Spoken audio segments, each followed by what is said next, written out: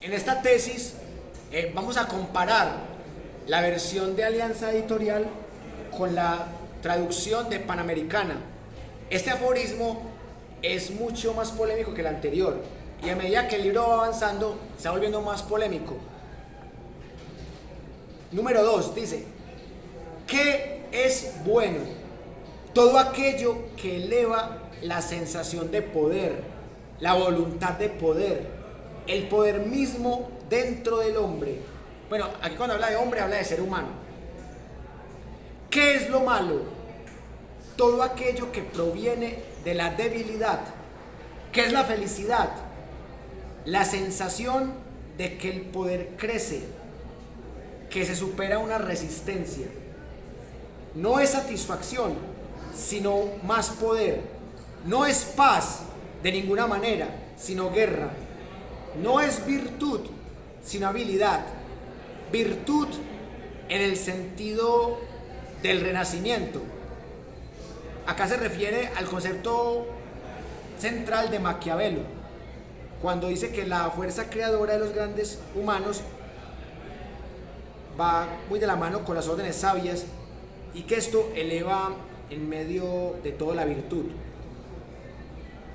Virtud sin moralina. Los débiles y malogrados deben perecer. Primer artículo de nuestro amor hacia los hombres. Además, se les debe ayudar a perecer. ¿Qué es lo más nocivo que cualquier vicio? El compadecer de los hechos con todos los malogrados y débiles. El cristianismo.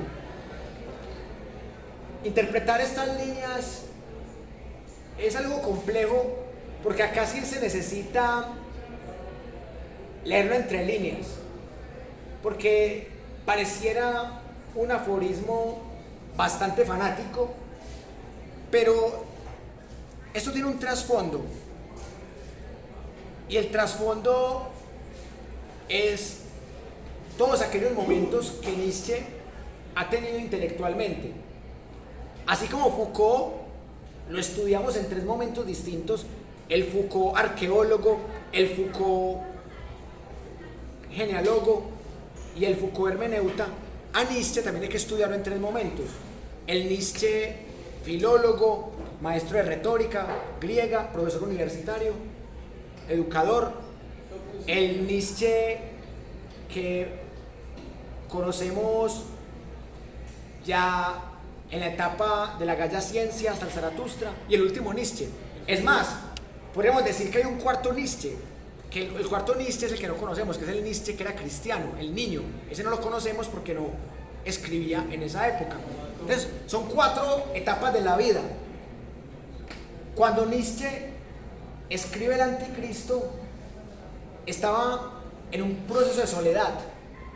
Nietzsche tenía un desencanto, no solamente en contra del cristianismo, sino que tenía un desencanto en contra de lo que llamaban el sentimiento germano, que era producto del romanticismo, del nacionalismo. Nietzsche no estaba orgulloso de ser nacionalista. Por eso es bastante ridículo que Hitler haya tergiversado estas ideas de Nietzsche para perpetuar el holocausto nazi. Hitler, entre comillas, se hizo amigo de Elisabeth Nietzsche, la hermana de él, y se apoderó de los archivos de Nietzsche y los tergiversó. Entonces, cuando Nietzsche hablaba de los débiles, Hitler traducía que los débiles eran los judíos. Cuando Nietzsche hablaba del superhombre, Hitler tergiversó diciendo que el superhombre eran los alemanes, los superiores. Y cuando Nietzsche hablaba de voluntad de poder, ya también se decía que los alemanes eran los llamados a tener voluntad de poder y a ser los dominantes del mundo. De ahí viene la traición a los soviéticos, de ahí viene más atrás el inicio en septiembre de 1939 de la Segunda Guerra Mundial. Entonces, durante mucho tiempo, Hitler se apoderó de las ideas de Nietzsche y lo vendió como un filósofo nacionalista, cuando Nietzsche, en las traducciones que realmente era anti-germano, antinacionalista. Nietzsche detestaba a los ingleses, pero él decía por ahí en un aforismo que prefiero ser inglés que germano y detesto a los ingleses, algo así. Entonces, es increíble cómo un dictador se aprovecha de esas ideas para matar 12 millones de personas, entre ellas 6 millones de judíos. Entonces, este aforismo hay que leerlo con lupa, porque cualquiera que lo lea de manera desprevenida diría que es un aforismo fascista, en una época en la que ni siquiera existía el fascismo. Recuerden que el fascismo es un invento de Benito Mussolini y que se monta el poder en Italia en 1922. Justo este año se cumplieron 100 años del nacimiento del fascismo en el poder. Entonces, vamos a leer entre líneas. Ya esta vez no lo vamos a leer de corrido, sino que vamos a leer premisa por premisa y vamos a tratar de comprender lo que dice acá Nietzsche. ¿Qué es lo bueno? Todo aquello que eleva la sensación de poder, la voluntad de poder, el poder mismo dentro del ser humano, que eso es lo que quiere decir él ahí. La voluntad de poder fue otra concepción que también tergiversó Hitler de Nietzsche.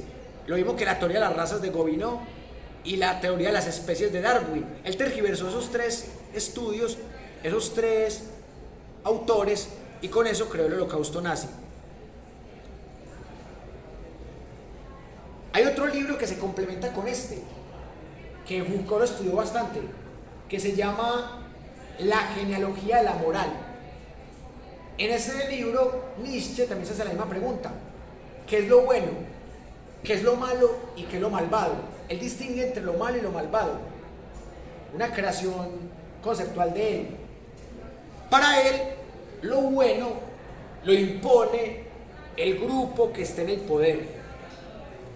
Entonces, ¿qué era lo bueno? En la época de Nerón, de Calígula, de Octavio Augusto, de Tiberio, ¿qué era lo bueno? Lo que decía el emperador. En la Edad Media, imperio teocrático católico, ¿qué era lo bueno? Lo que decía la Iglesia Católica. Y después de Martín Lutero, lo que decía la Iglesia Protestante en algunos países, que ya no eran tan católicos, sino que eran más protestantes. El que está en el poder es el que establece lo que es bueno y lo que es malo. El uribismo lleva 20 años en el poder y supuestamente el próximo 7 de agosto se le acaba el poder al uribismo, pero eso no es cierto. El uribismo todavía tiene algo de poder porque tiene casi medio Congreso, tiene todavía funcionarios y lo más importante, tiene policías y militares que lo defienden.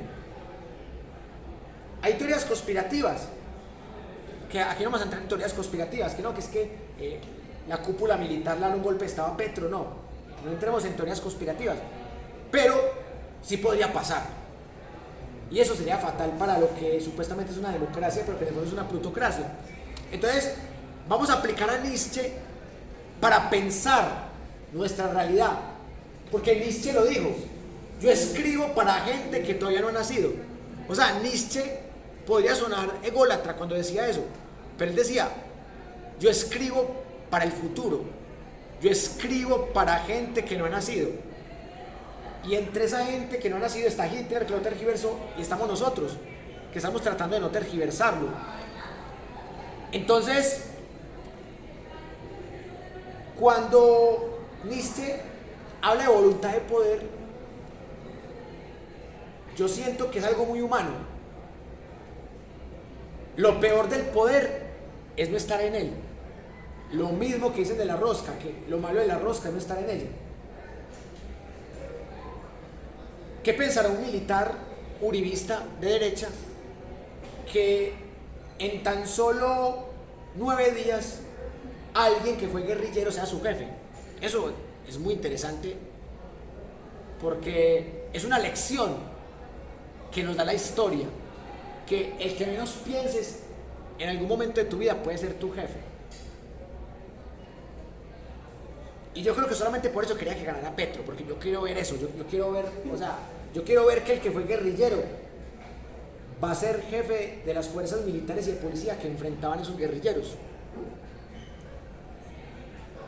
Y otra cosa muy curiosa, que estamos discutiendo ayer en la Floresta, en la biblioteca, que ya les conté la anécdota de lo que me pasó. Y la compañera Juliana pues exponía algo que yo no compartía.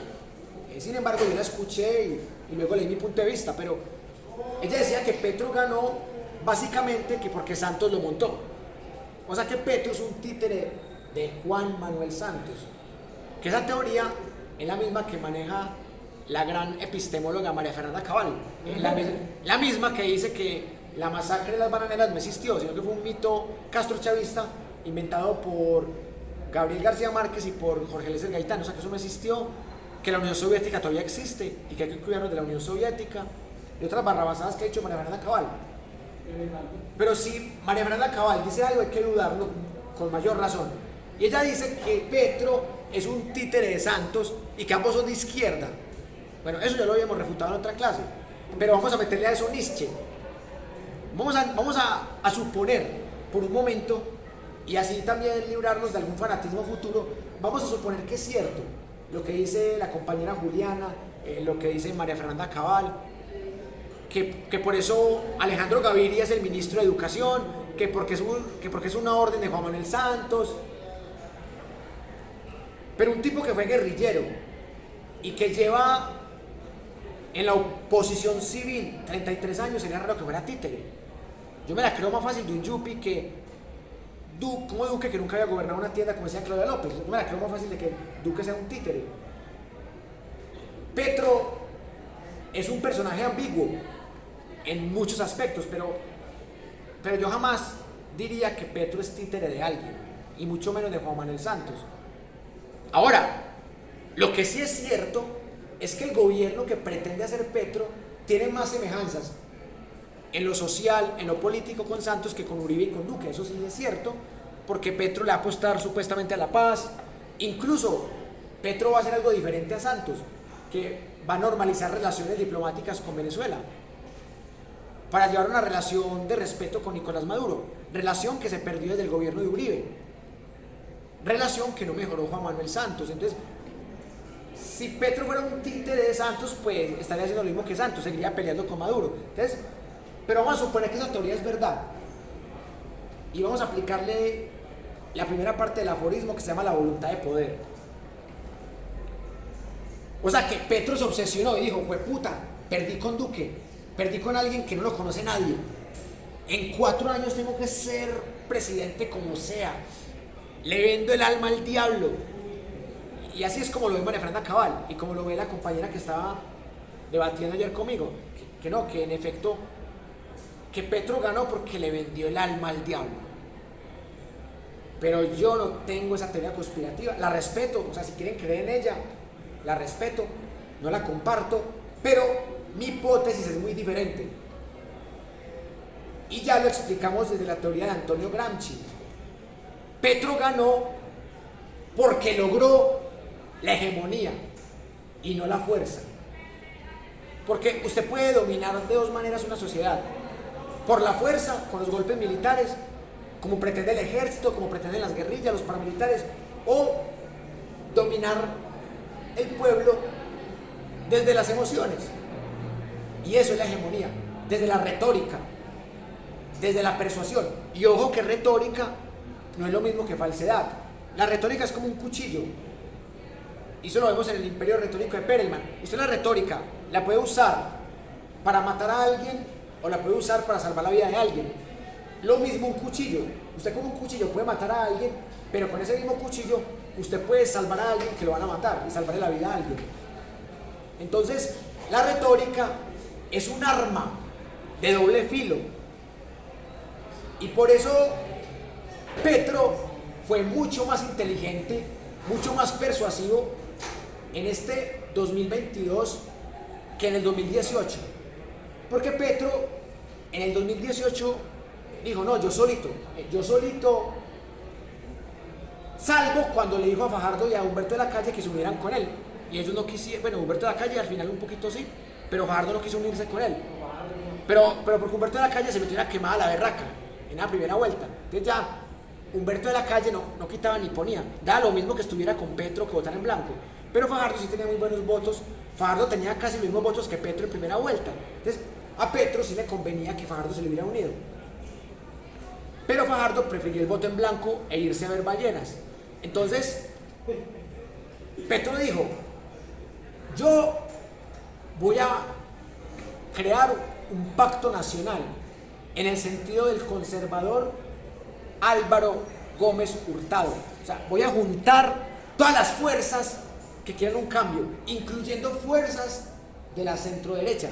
Entonces, llegó gente marxista, gente de la Unión Patriótica, llegó gente del Partido Verde, aunque al final, pero llegaron en segunda vuelta, como Ariel Ávila, Alejandro Gaviria, llegó Murillo, el que era la fórmula vicepresidencial de Fajardo, llegó gente antes al pacto histórico, o sea, llegó gente que fue uribista, que fue del partido de la U y que todavía son del partido de la U, pero que ya son seguidores de Petro, como Roy Barreras y Armando Benedetti.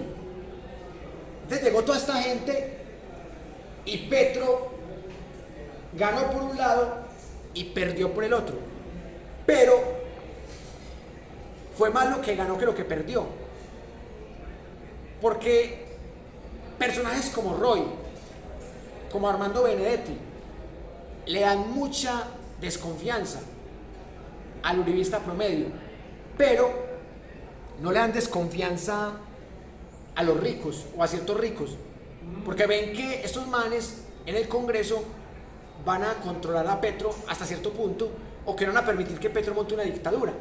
Entonces, o sea, Petro supo convencer a la centroderecha para que la centroderecha no fuera un obstáculo para la centroderecha, no la extrema derecha ni la derecha. Pero sí, a la centroderecha se refiere a la centroderecha, pero adinerada. Sí, totalmente adinerada y politiquera, como el partido de la U. O sea, el partido de la U porque es partido de gobierno. Un partido que era uribista y que fue fundado en honor a Uribe, porque termina siendo el partido de gobierno de Petro.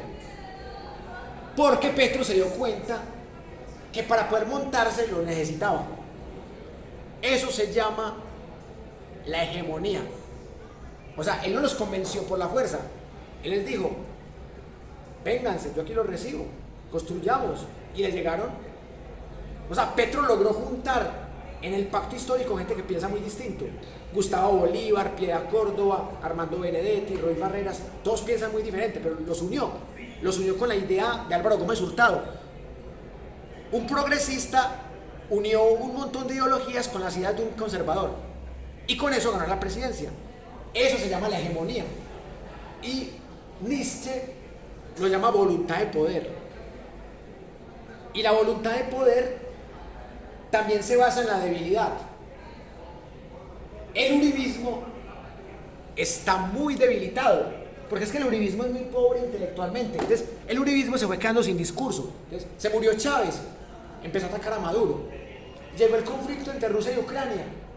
Estados Unidos le quitó unas sanciones a Venezuela, porque Estados Unidos necesita el petróleo de Venezuela. Entonces, Estados Unidos no puede sancionar tanto a Venezuela. Y más porque Estados Unidos está en la peor inflación de los últimos 40 años.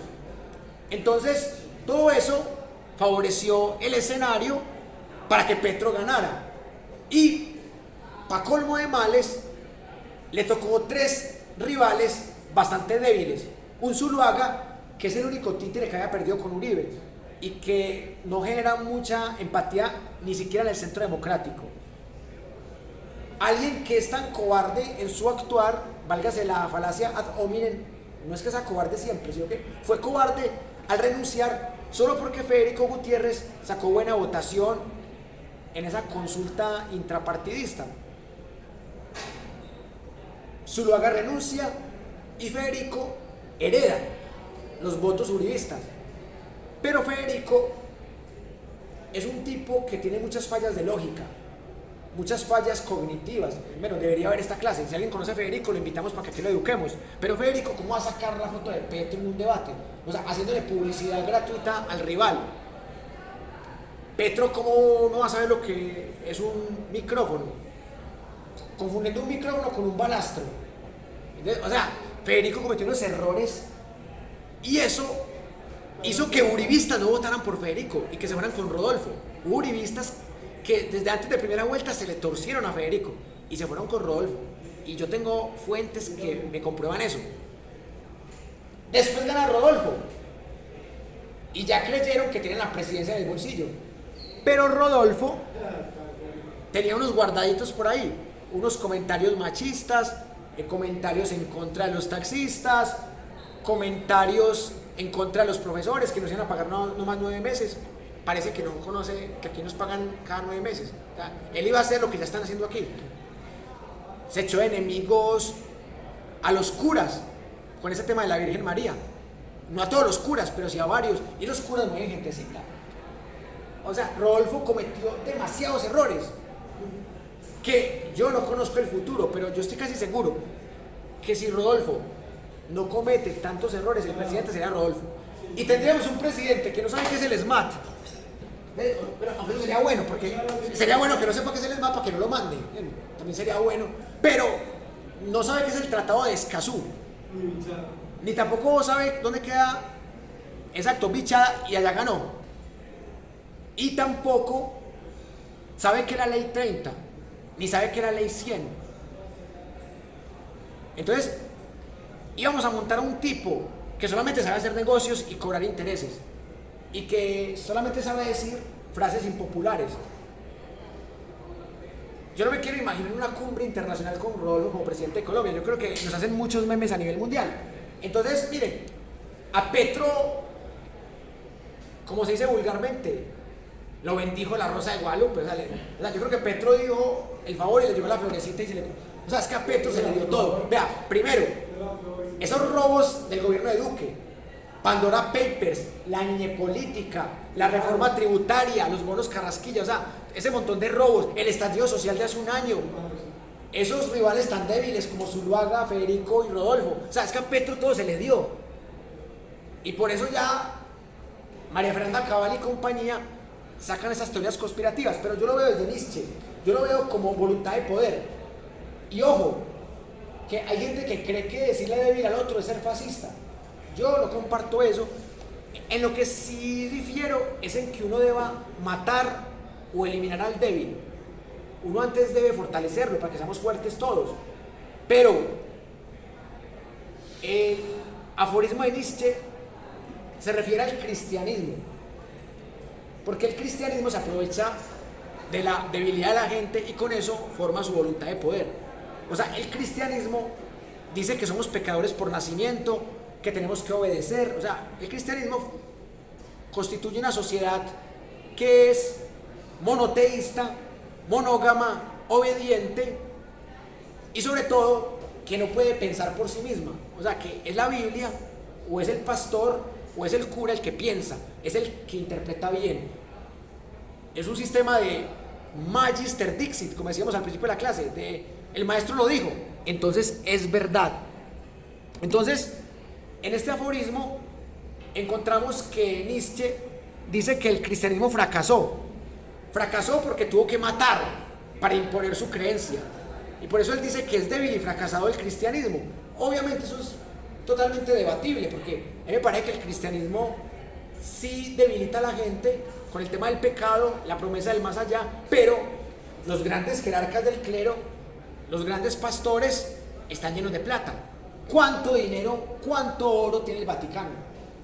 Entonces la religión es un sistema de dominación que enriquece también a los de arriba, también es una forma de oligarquía, demasiado poder, y todavía ni siquiera hemos podido sacar la religión del Estado y de la educación. Hay colegios católicos que siguen enseñando lo que les da la gana, con libertad de cátedra.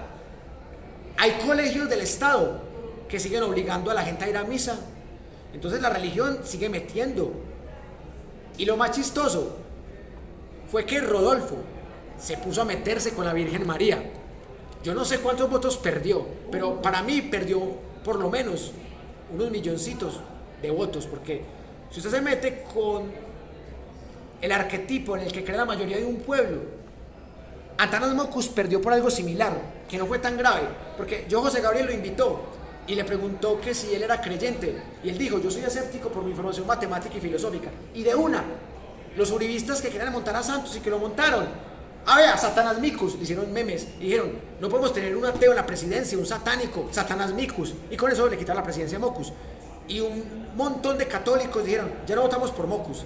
Entonces ahí, bajita la mano, puede haber perdido 2, 3 millones de votos, y ahí estuvo la diferencia con Santos también, aparte de la manipulación que hizo Santos de Familias en Acción.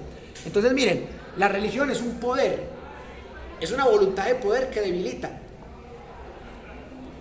El ateísmo no tiene todavía esa fuerza para debilitar la gente, porque el ateísmo es más una posición de negación personal. A mí por lo menos nunca me han obligado, es que tenés que ser ateo, tenés que leer el tratado de teología de Michel Onfray, tenés que predicar el anticristo, o si no te condenarás, tenés que leer a Epicuro. No, si yo me volví agnóstico, me volví ateo, fue por mi búsqueda personal, porque mi familia es católica y yo fui bautizado cuando tenía 1 año en la iglesia católica, pero yo tengo derecho a la apostasía, yo tengo derecho a ser apóstata y a renunciar a una religión en la que yo nací, en la que me bautizaron y de la cual es toda mi familia. Vamos a escuchar el tercer aforismo y con ese vamos a terminar la clase de hoy. Vamos a analizar el último aforismo. Sí, cuénteme. Yo quiero preguntarle si una visión crítica es pensar que las personas que nos interesaban, incluso yo, que ganara Petro, incluso siendo ateos, agnósticos o resistentes a la religión, utilizamos ese momento en el que él habló mal